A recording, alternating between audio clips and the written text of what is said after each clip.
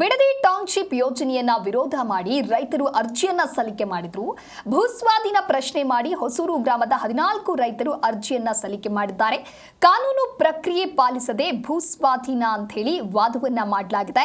ರೈತರ ಪರವಾಗಿ ವಕೀಲ ಎಂಎಚ್ ಪ್ರಕಾಶ್ ವಾದ ಮಂಡನೆ ಮಾಡಿದ್ದಾರೆ. 2013ರ ಸ್ವಾಧೀನ ಕಾಯ್ದೆಯ ನಿಯಮವನ್ನ ಪಾಲನೆ ಮಾಡಲಾಗಿದೆಯಾ? ಸರ್ಕಾರಕ್ಕೆ ನ್ಯಾಯಮೂರ್ತಿ ನಟರಾಜ್ ಅವರಿದ್ದಂತ ಹೈಕೋರ್ಟ್ ಪೀಠ ಈ ರೀತಿಯಾಗಿ ಪ್ರಶ್ನೆಯನ್ನ ಮಾಡಿದೆ. ಪರಿಹಾರ ನಿಗದಿಯವರೆಗೂ ಕೂಡ ಅರ್ಜಿದಾರರ ಸ್ವತ್ತು ಸ್ವಾಧೀನವಿಲ್ಲ. ಹೈಕೋರ್ಟ್ಗೆ ಸರ್ಕಾರದ ಪರ ಎಜಿ ಶಶಿಕಿರಣ್ ಶೆಟ್ಟಿ ಈ ರೀತಿಯಾಗಿ ಉತ್ತರವನ್ನ ಕೊಟ್ಟಿದ್ದಾರೆ. ಕಲಂ 10A ಅಡಿ ವಿನಾಯಿತಿಗೆ ಗ್ರಾಮೀಣ ವಸತಿ ಯೋಜನೆಗೆ ಸರ್ಕಾರಕ್ಕೆ ನ್ಯಾಯಮೂರ್ತಿ ನಟರಾಜ್ ಅವರಿದ್ದ ಹೈಕೋರ್ಟ್ ಪೀಠ ಈ ರೀತಿಯಾಗಿ ಮತ್ತೊಂದು ಪ್ರಶ್ನೆಯನ್ನ ಮಾಡುತ್ತೆ.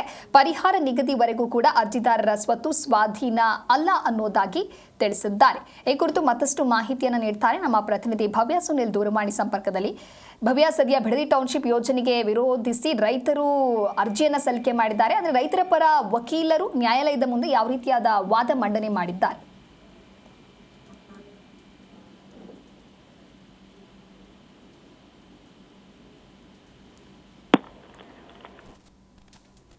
ಭವ್ಯ, ಧ್ವನಿ ಕೇಳಿಸ್ತಿದ್ಯಾ?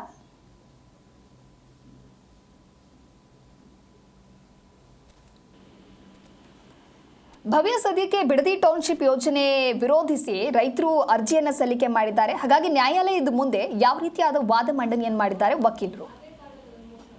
ಎಸ್ ದಿವ್ಯದಾಸ್, ಬಿಡದಿ ಟೌನ್ಶಿಪ್ಗಾಗಿ ಭೂ ಸ್ವಾಧೀನ ಪ್ರಶ್ನಿಸಿ ರೈತರು ಸುಮಾರು ಗ್ರಾಮದ 14 ರೈತರ ಅರ್ಜಿಯೊಂದು ಸಲ್ಲಿಕೆಯಾಗಿತ್ತು. ಅರ್ಜಿಗೆ ಸಂಬಂಧಪಟ್ಟಂತೆ ಕಳೆದ 2 ವಾರಗಳಿಂದ ಕೂಡ ವಾದ ಪ್ರತಿವಾದ ನಡೀತಾ ಇದ್ದು, ಸೊ ಕಾನೂನು ಪ್ರಕ್ರಿಯೆ ಪಾಲಿಸದೆ ಭೂ ಸ್ವಾಧೀನವಾಗಿದೆ ಅಂತ ವಾದವನ್ನು ಕೂಡ ಮಾಡಿದ್ರು. ಸರ್ಕಾರ 34,000 ಕೋಟಿ ಲಾಭ ಗಳಿಸುವ ಯೋಜನೆ ಮುಂದಾಗಿದೆ. ರೈತರ ಪರ ವಕೀಲ ಎಂಎಚ್ ಪ್ರಕಾಶ್ ಅವರು ವಾದವನ್ನು ಕೂಡ ಮಾಡಿದ್ರು. ಅಷ್ಟು ಮಾತ್ರವಲ್ಲದೆ ಯೋಜನೆಗೆ ಮುನ್ನವೇ 2013ರ ಭೂ ಸ್ವಾಧೀನ ಕಾಯ್ದೆಯ ನಿಯಮ ಪಾಲಿಸಲಾಗಿದೆ ಅಂತ ಹೈಕೋರ್ಟ್ ಪ್ರಶ್ನೆಯನ್ನ ಕೂಡ, ಅಂದ್ರೆ ನ್ಯಾಯಮೂರ್ತಿ ಆರ್ ನಟರಾಜ್ ಅವರಿದ್ದ ಪೀಠ ಪ್ರಶ್ನೆಯನ್ನ ಕೂಡ ಅರ್ಜಿದಾರರಿಗೆ ಕೇಳಿರುವಂತದ್ದು. ಸೊ ಇತರ ರೈತರು ಭೂ ಸ್ವಾಧೀನಕ್ಕೆ ಸಮ್ಮತಿ ನೀಡಿದ್ದಾರೆ. ಕಾಯ್ದೆಯ ಸೆಪ್ಟೆಂಬರ್ 10ರ ವಿನಾಯಿತಿ ಕೂಡ ನೀಡಲಾಗಿದೆ. ಇನ್ನು ಕೂಡ ಪರಿಹಾರ ನಿಗದಿಪಡಿಸಿ, ಅಂದ್ರೆ ಇನ್ನು ಕೂಡ ತೀರ್ಪನ್ನ ನೀಡಲಾಗಿಲ್ಲ ಅನ್ನೋ ಮಾಹಿತಿಯನ್ನ ಕೂಡ ಕೊಟ್ಟಿರುವಂತದ್ದು.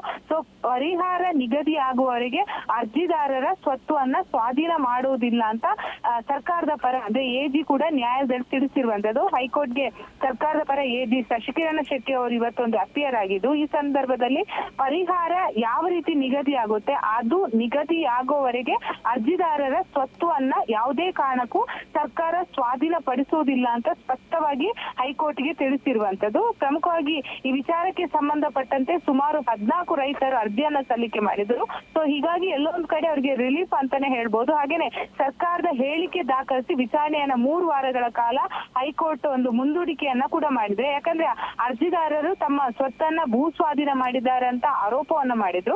ಸೊ ಇದಕ್ಕೆ ಸಂಬಂಧಪಟ್ಟಂತೆ ಹೈಕೋರ್ಟ್ಗೆ ಸ್ವತಃ ಎಜಿ ಶಶಿಕಿರಣ್ ಶೆಟ್ಟಿ ಅವರು ಅಪಿಯರ್ ಆಗಿ ಈ ಮಾತನ್ನ ಹೇಳಿರೋ ಕಾರಣಕ್ಕಾಗಿ ಈ ವಿಚಾರಣೆಯನ್ನ 3 ವಾರಗಳ ಕಾಲ ಮುಂದೂಡಿಕೆ ಮಾಡಿರುವಂತದ್ದು. ಮುಂದಿನ ದಿನದಲ್ಲಿ ಯಾವ ರೀತಿಯಾದಂತಹ ಪ್ರೊಸೆಸ್ ಇದೆ ಅನ್ನೋದನ್ನ ನ್ಯಾಯಾಲಯ ನೋಡಿಕೊಂಡು ಅದರ ಬಗ್ಗೆ ತೀರ್ಪನ್ನ ನೀಡುತ್ತೆ. ದಿವ್ಯಾ. ಓಕೆ, ಥ್ಯಾಂಕ್ ಯು ಭವ್ಯ, ನಿಮ್ಮೆಲ್ಲ ಮಾಹಿತಿಗಾಗಿ. ನಮ್ಮ ಪ್ರತಿನಿಧಿ ಭವ್ಯ ಸುನಿಲ್ ಕೂಡ ಇದೇ ರೀತಿಯಾಗಿ ಮಾಹಿತಿಯನ್ನ ನೀಡ್ತಾ ಇದ್ರು. ಬಿಡದಿ ಟೌನ್ಶಿಪ್ ಯೋಜನೆಗೆ ವಿರೋಧಿಸಿ ರೈತರು ಏನು ಅರ್ಜಿ ಸಲ್ಲಿಕೆಯನ್ನ ಮಾಡಿದ್ರು, ಅದರ ಪರವಾಗಿ ಯಾವ ರೀತಿಯಾಗಿ ವಾದ ಮಂಡನೆ ಆಯಿತು ಅನ್ನೋದಾಗಿ.